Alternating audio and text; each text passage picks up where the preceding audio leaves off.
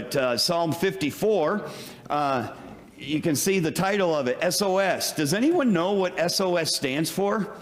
Okay, I very seldom do this, but I'm going to take an answer to this question here. Kimberly, nice and loud. Louder. Oh, her mind just went blank. Okay, Dennis, don't add any comments to that, okay? All right, let's try someone else. SOS, what does it stand for? Eric. Save our ship. Save our ship, okay. Anyone different? Yes. Situation of situations. Situation of situations, that could be right there. Save our souls. Save our souls, okay. Pat? Send out super. Send out sooner?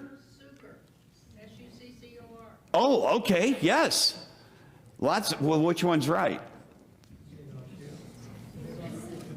The answer is, you're all wrong, okay? It doesn't stand for anything. I had fun reading up on this and the history of that SOS. It actually is used as a distress code, okay, in the early 1900s, like around the turn of the century. And if you know what SOS sounds like, it's ... okay? It comes from Morse code. The ... is the S. O, the letter O is ... followed by ... okay? And you just do those in rapid succession. It's a distress code. People know that you need help. It was used originally by mariners at sea. And wireless radio telegraph, okay?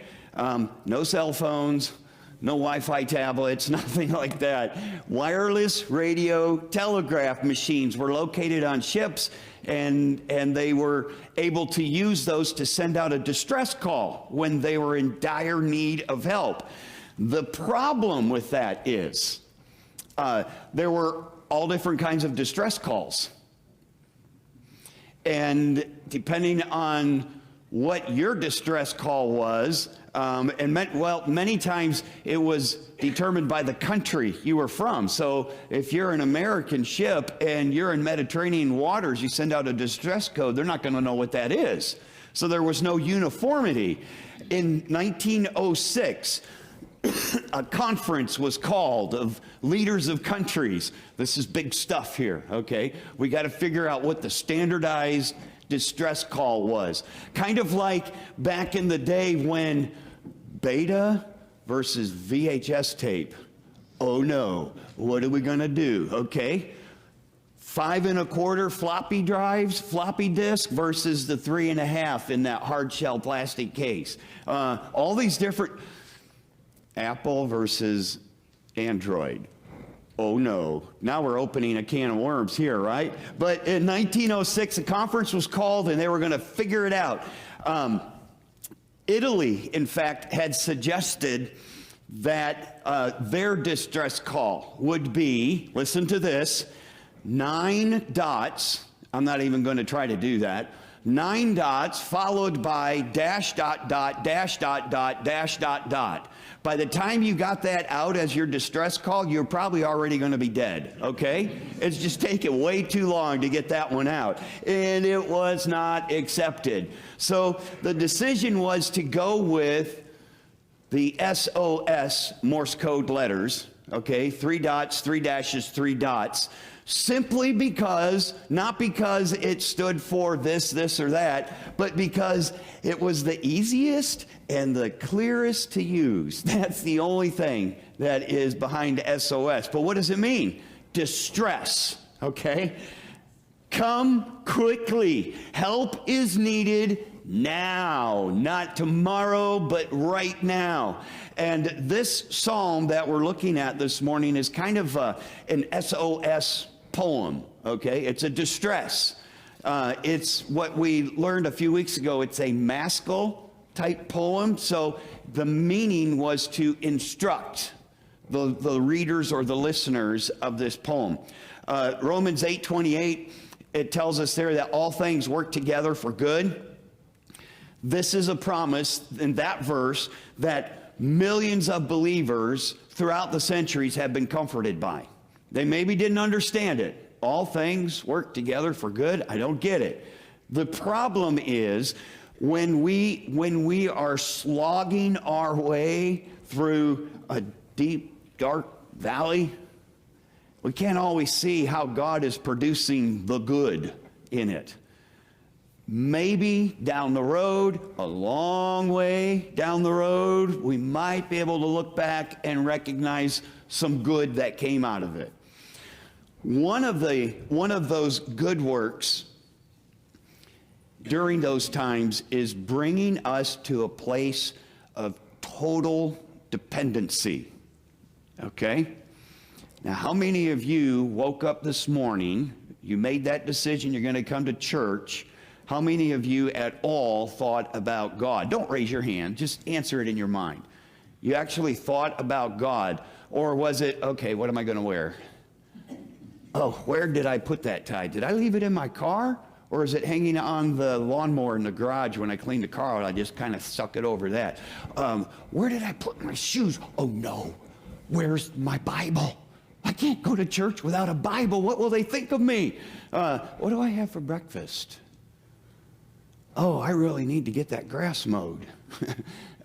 Or the refrigerator is making a funny noise again. Did we even think about God today here in America when we got up to get ready to go to church? Now, picture yourself as a Christian in Afghanistan this morning. Do you think they thought about God when they woke up? Absolutely. Okay? Why? Because they have nothing. Everything is stripped away from them. They're going through a dark valley. And what has that created in them? A total dependency on God. I'll say this, what's the right expression here? I'll just say it, okay? I'm not sure what expression it's called. We, in America, we don't need God. In a sense. Because, we woke up this morning and it was, okay, which shoes will I wear to church today? Which tie? Which suit? Which shirt? Okay? Open the cupboards. There is nothing to eat in this house. And they're full, okay? That's what guys do. We open the cupboard or the refrigerator. Oh, there's nothing to eat. Ladies, open the closet. I have nothing to wear. Shoes all over the floor. We don't need God. We don't have to stand in lines hoping to maybe get some gas for the car. We have cars, okay? And all of these blessings, lack of dependency on God. So sometimes God throws us into these valleys just to create a dependency on Him. We can forget how desperately we need God. So at times, it's good. There's that good from Romans 8:28, all things work together for good. Sometimes it is good for us to be utterly helpless and totally reliant on God. Psalm 54, it's a reflection of one of those times. King Saul, irrational, jealous, he's hunting for David to kill him, okay? This went on for possibly as long as 12 years that David was being hunted. For 12 years, David stayed a step ahead of the king. At this moment, he's hiding from Saul in the wilderness of Ziph, okay? Z-I-P-H. The people that lived there, they were known as the Ziphites. Like David, they were from the tribe of Judah. They were his own people. And yet they betrayed David. They found out he was hiding there in the wilderness. They knew where he was hiding, and they went and told King Saul, here's where you can find David. His own people betrayed him. Psalm 54 is David's SOS. Here's what we do. Number one, we first have to connect with God. We have to connect with God. Saul and his men were approaching. David's in danger. The men, after a short time, had completely surrounded David, and they were about to overtake them, David and his men. He knew there was no escape unless God intervened. So he cried out to God for help. So what do? We cry out to God to save us and to vindicate our cause.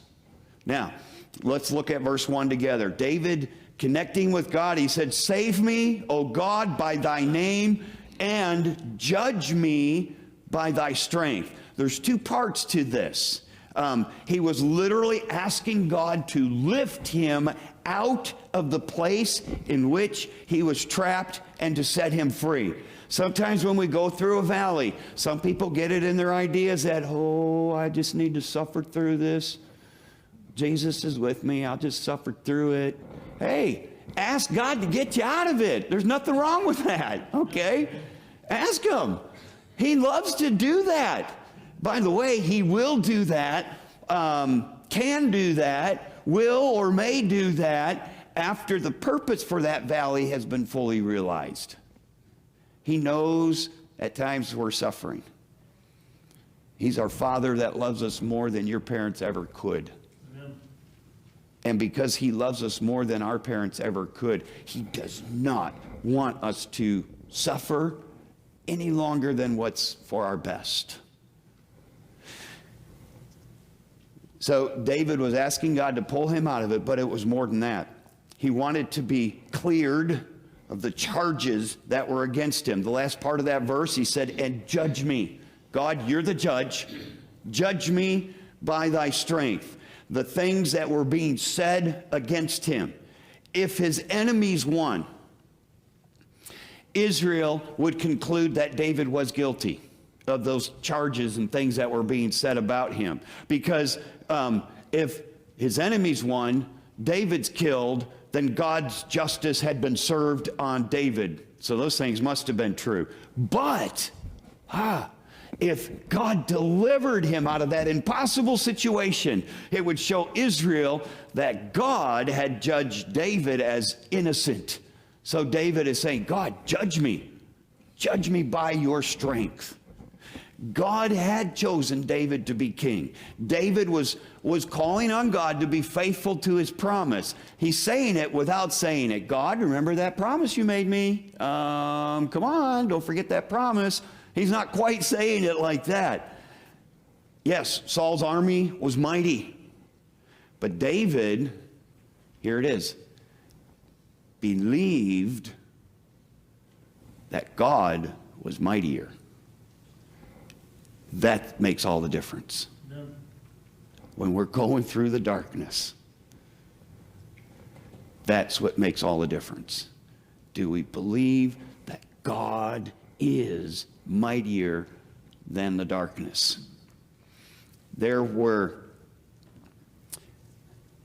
ruthless people out to get David. And because David believed that God was mightier, he called on God to just display his strength by overthrowing his enemies. Now, here's what David did in verse 2. Yes, he's crying out to God, calling for God's justice, but he cries out for God to hear you, okay? Look what he says in verse 2. Hear my prayer, O God. Give ear to the words of my mouth. In other words, he said, just hear me. In fact, he repeated it. He says it twice. It shows how desperately he needed God's help. Folks, this is what we would call an earnest prayer. There were ruthless people. They cared nothing for God, nothing for the truth, and they were attacking him. God had already rejected King Saul. He had ordained David to lead Israel at some point in the future. Some people, though, some people didn't like God's choice. And they were working to overthrow God's decision of who their leader should be.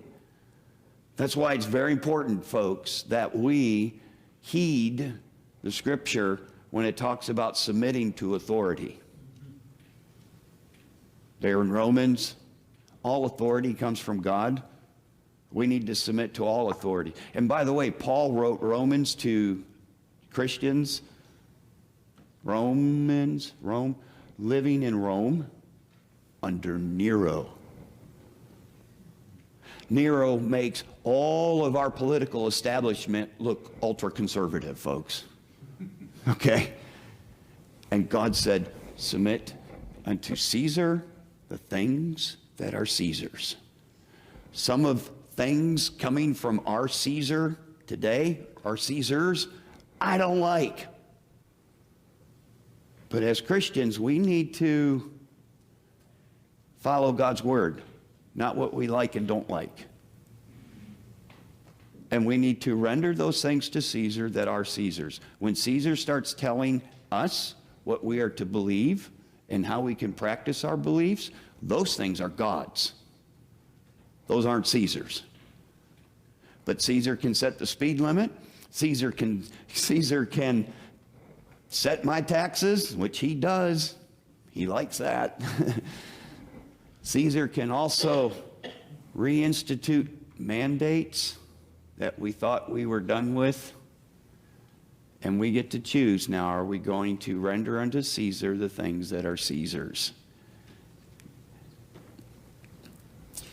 Some people didn't like God's choice for their leader, and they were working to overthrow God's decisions.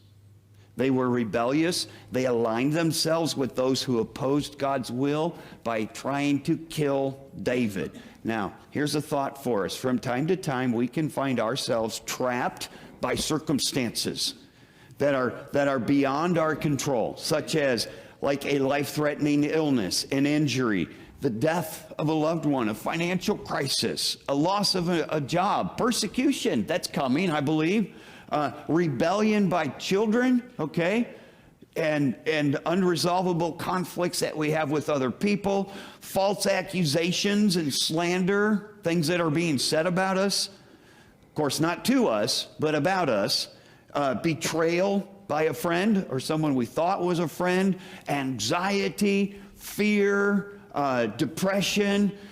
We can go through those things. And these times can bring us to a place of total despair, helplessness. We can think that we have no place to turn to, that our situation is hopeless. But nothing could be further from the truth. You see, God can do what nobody else can do. And that's what we need to remember.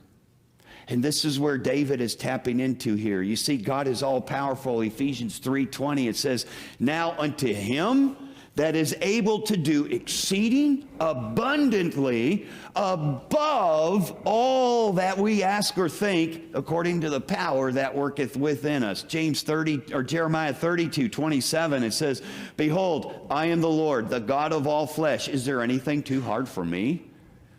He is all-knowing, he is all-loving, so much so that he gave his only son for us.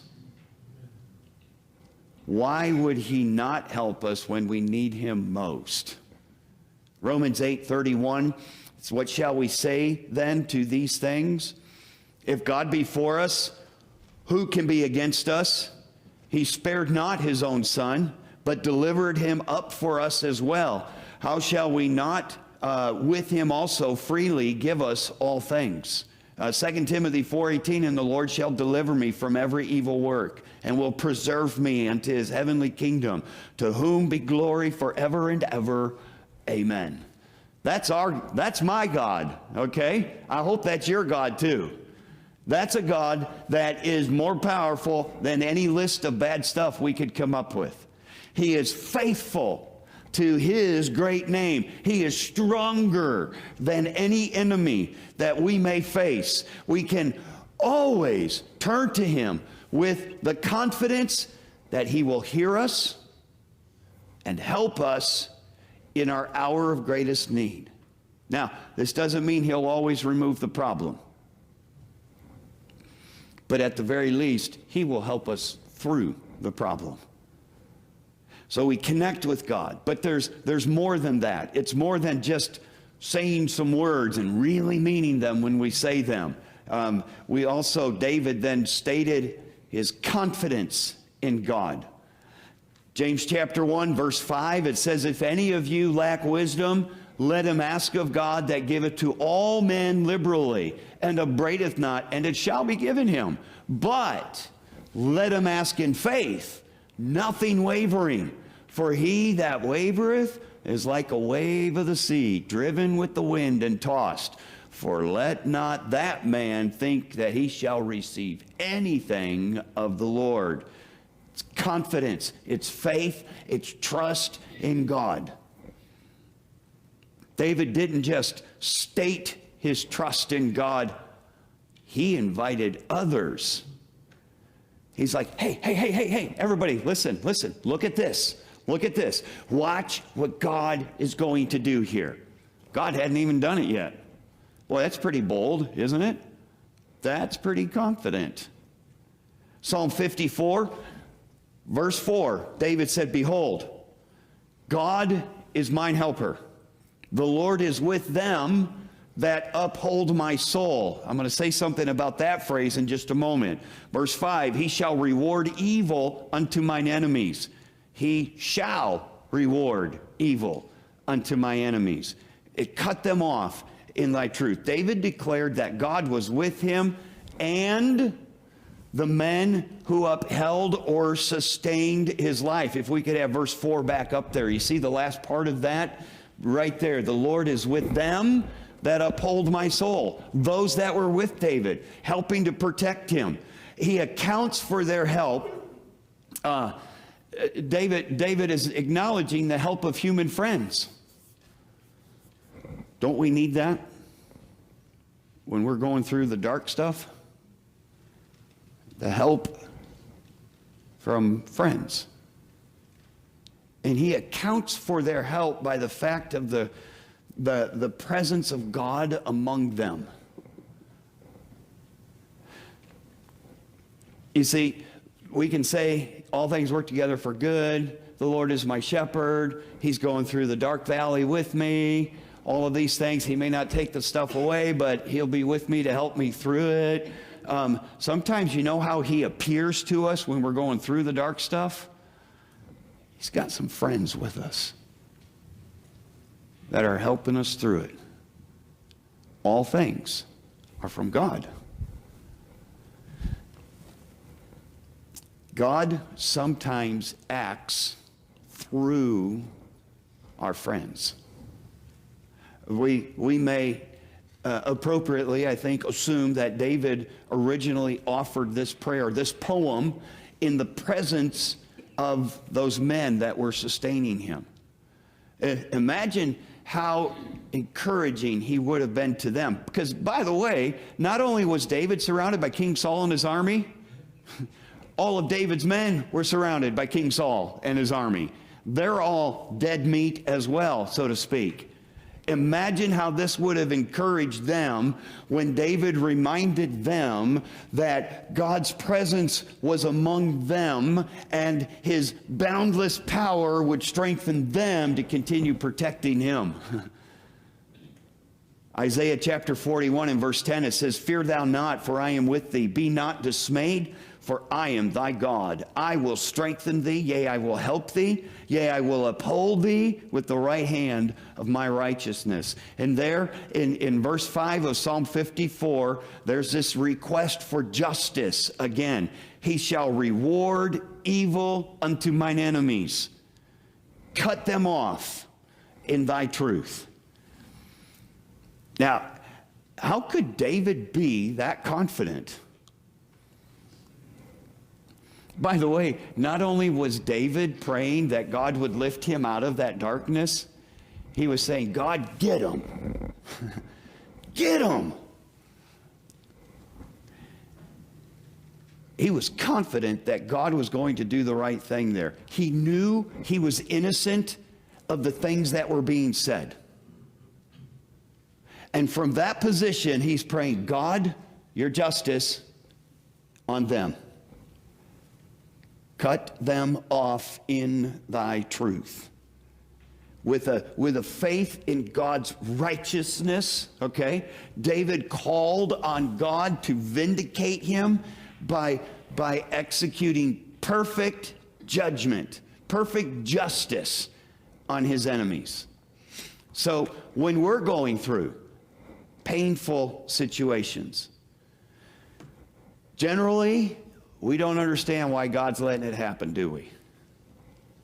When I look back at those times in my life, I know when I was in the middle of it, I didn't get it. If someone would have come to me and said, Pastor, what is God trying to do right now? I said, I don't know. I just wish he would hurry it up. Get her done. Because I don't know how much more I can take.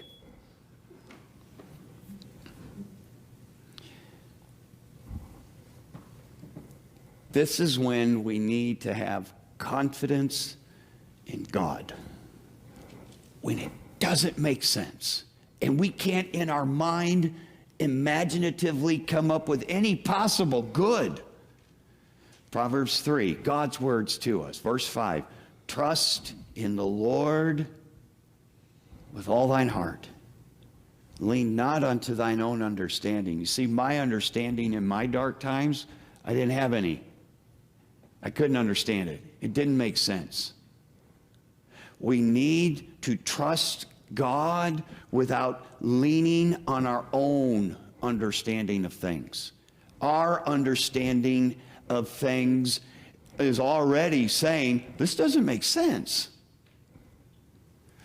So we trust. He has promised in Philippians chapter 1 and verse 6 that he will complete his good works in us that he has started. He'll complete them. God can be trusted. He'll always do what is right and what is best for us. Jeremiah 29 verse 11, God says, for I know the thoughts that I think toward you, saith the Lord, thoughts of peace, not evil, to give you an expected end. And then in this psalm, David now instructs us, number 3, it's time to commit. Look what he does. He has connected with God earnestly, passionately. He has stated his trust, his confidence that God's got this. And now it's time to act. This is where sometimes we kind of like jump off the ship, okay? I said it's time to commit. That's a bad word. People just don't like to commit today. They don't like to make commitments. But imagine if, a chair I had up here, a chair that was all busted up. You found it in a barn. You brought it to me, and I said, no problem. I can fix that. I can reinforce it, and it'll be as good as new. So I take that chair, and I take it home to my garage, and I've got my no woodworking tools, but a screwdriver and duct tape, okay? And I dust it off, and I clean it up, and I wrap it in duct tape, and man, it's as good as new, okay? And you look at it and you're amazed. You can't believe that the legs are staying on and not falling off. And I ask you, what do you think? You think, oh, it looks great. Yeah, that looks like it'll hold. Perfect. I said, okay, now, time to commit. Have a seat.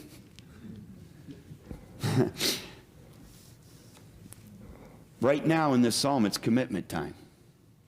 We cry out to God. We say, yes, God, I trust you. I trust you. I have confidence in you. God's great. God's mighty. God's amazing. He can do all things. Okay, show me. It's time to commit. Psalm 54, verse 6. Here's what David says now. I will freely sacrifice unto thee. I will praise thy name, O Lord, for it is good. For he hath delivered me out of all trouble, and mine eye hath seen his desire upon mine enemies. Wow, this is quite a way to wrap up this psalm here. He acts by committing to worship and praise God. Nothing has changed.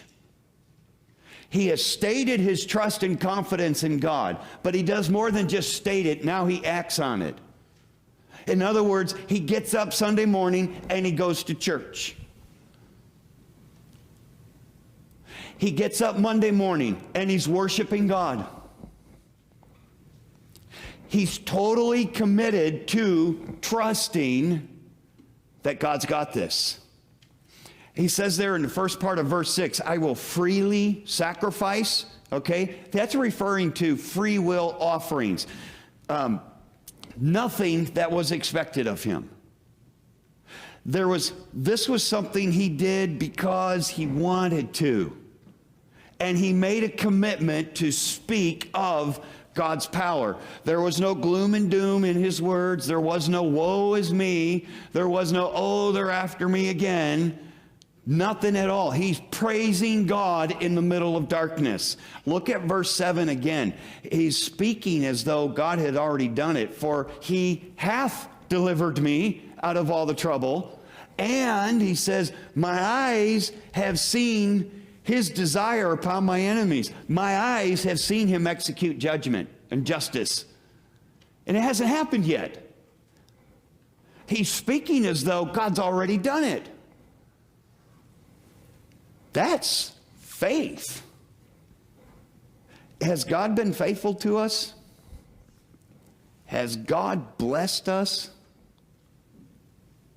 Even though we don't have a thing to wear and there's no food in the house, hasn't God blessed us? Is God still being faithful to us? Is he still blessing us? Praise and worship him. David, in this time, he did so by making animal sacrifices. That's how they worshiped God. But folks, when Jesus was sacrificed on the cross, the need for sacrifices ended. So how do we do this? How do we, as he said there in verse 7, freely sacrifice unto him? Well, we do that by living a holy life, seeking to bring others to Christ by sharing the gospel, not forsaking our assembling together, giving to the Lord's work. Remember, God's great love for us, a love that demonstrated that love when he put Jesus on the cross. You would think that just that alone should stir us to live every day in obedience and devotion to him. How many of you as parents, when your kids are rebelling, you think, oh, of all that I've done for you, how could you do this to me, right? Of all that he's done for us, should we not live every day in obedience and devotion? But when God does something special for us, answers a prayer, helps us in a difficult situation, grants maybe healing, maybe not, provides for a need, blesses us in just an unusual way, we ought to show our gratitude by doing something special for him. We may maybe recommit our lives to serve God. Like, it's time to come home. Or we may go out of our way to help someone else. Remember, David, surrounded by his friends, God was using them to sustain him and hold him. So maybe it's time for us to be used by God to sustain and hold up someone else. Maybe we are led to give a sacrificial gift, over and above our regular tithes and offering to the Lord's work. In every case, though, we should offer the sacrifice of praise to God, taking every advantage of every opportunity to proclaim His goodness and His power to other people. Folks, our God is a loving Father who delights in blessing us, His dear children. I would say, and you might argue theological depths of this, but just on the surface, I think God would love to just spoil His children. What parent doesn't? Well, parents probably shouldn't. What grandparent doesn't love spoiling their grandkids? And we should, right? We should. It's paybacks to our kids. Send them back home spoiled rotten.